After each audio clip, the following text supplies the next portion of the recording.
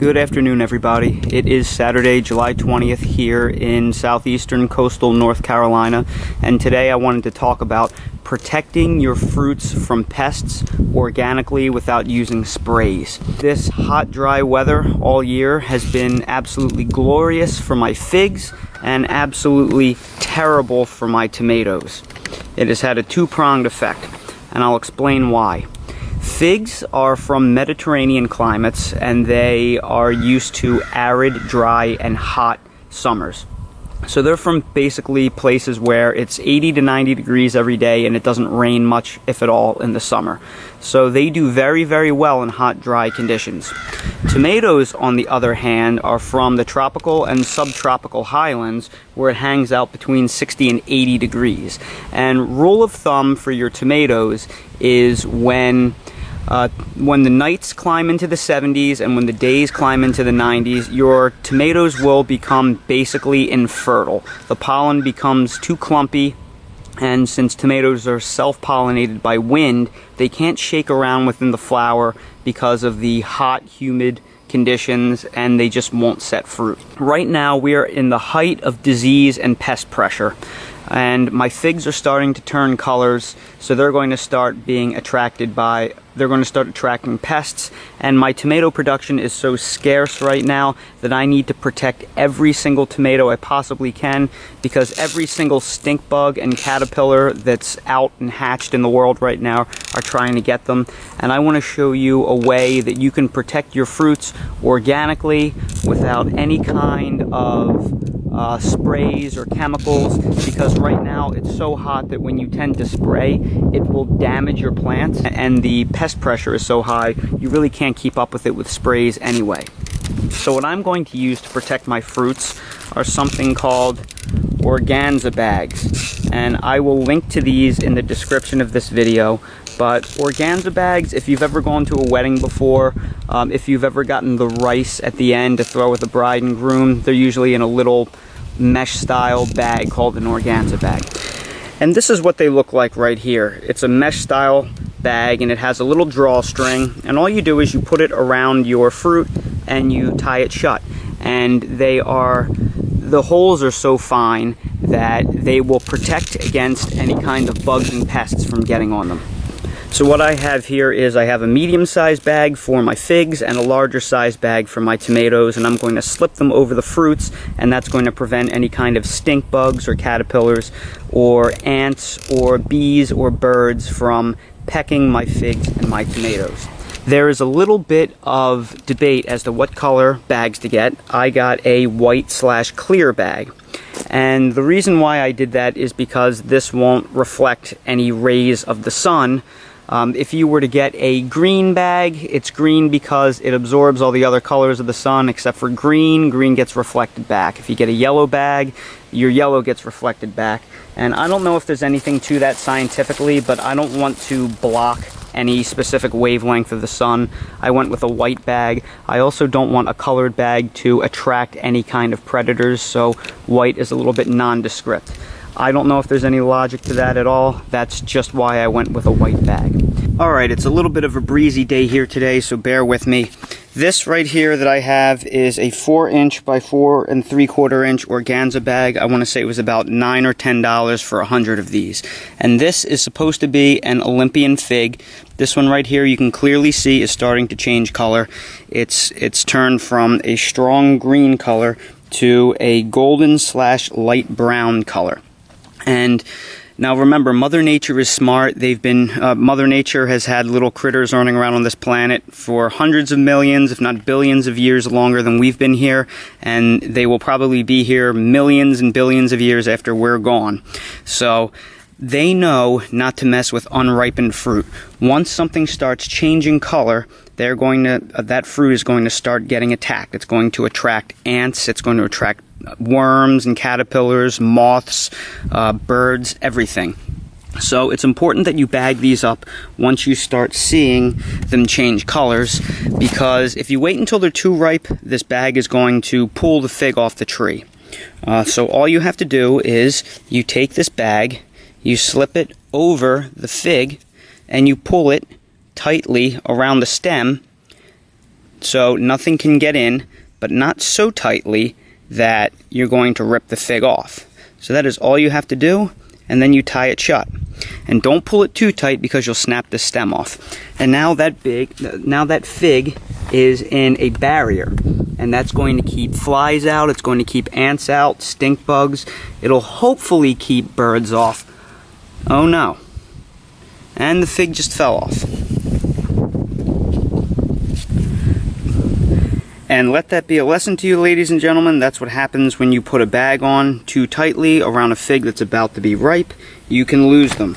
So it's good to start doing this when the figs are just starting to swell and they're not starting to droop yet, or something like that can happen. So we're going to place these bags over the fig. We're going to be very gentle about the pressure that we are applying so we don't knock them loose. And there, that one is successful because it's not very ripe. And by the way, that fig was pretty good despite it still needing a few more days. So I can't wait to see what these taste like once they're actually ready. And now these two figs will be protected from critters while they ripen, and because we picked clear bags, we will easily be able to keep an eye on them. Now I'm going to go ahead and I'm going to do the same thing to my tomatoes. And here are my indeterminate tomatoes. They've been in the ground since March.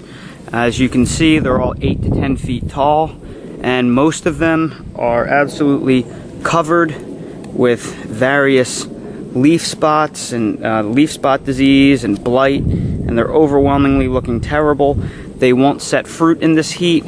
The two exceptions that are still setting some degree of fruit are the Brandywine Soothith and the Brandy Boy, which is a burpee hybrid of the Brandywine Soothith. So they're still setting a few tomatoes up there. These are the Brandy Boys. So this is why we need to go ahead and we need to protect what precious tomatoes we have left. These are the Brandywine Soothiths, and they still have some decent looking fruits on them, surprisingly. So despite their reputation of being fragile tomatoes, they're actually doing pretty darn well, all things considered. Everything else is looking terrible, and this is what happens when a tomato starts to ripen. They just get obliterated by pests.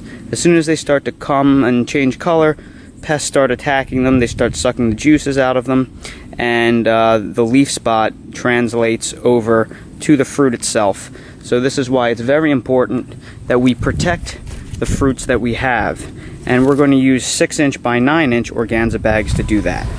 So we're going to take these bags and we are going to slip them over the fruits like so. Hopefully you can see that. And then we will use the 2 drawstrings to pull it tight, and that should keep the pests out.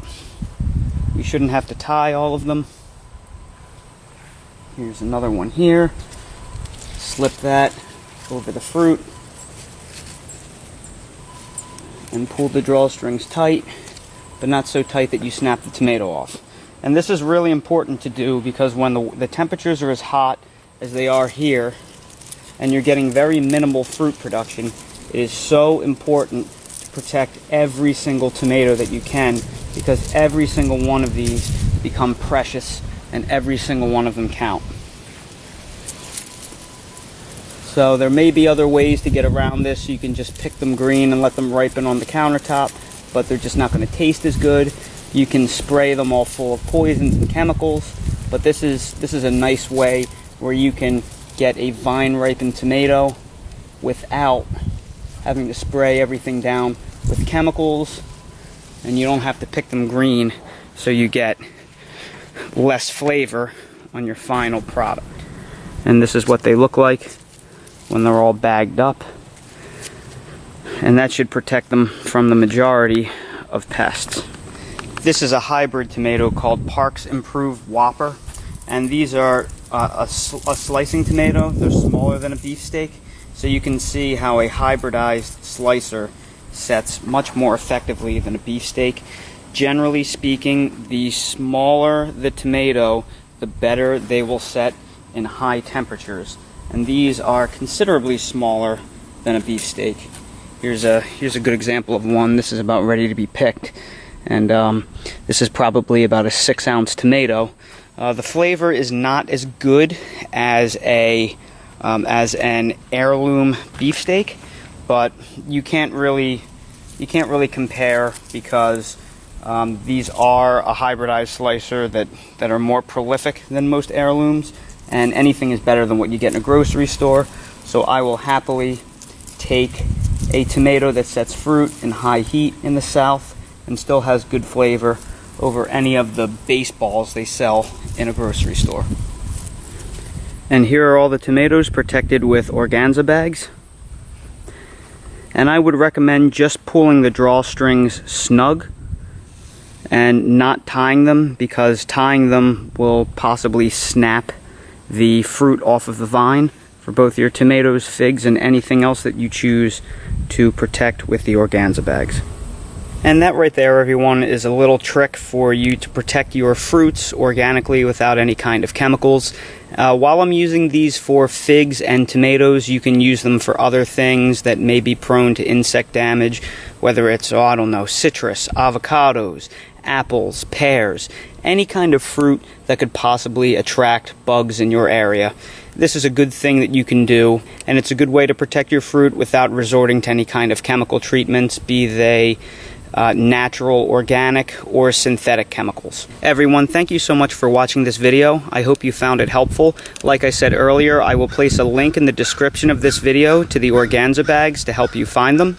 If you haven't already, please subscribe to the channel for future updates and more videos like these. Thank you again so much for watching, and I hope to see you all again next time.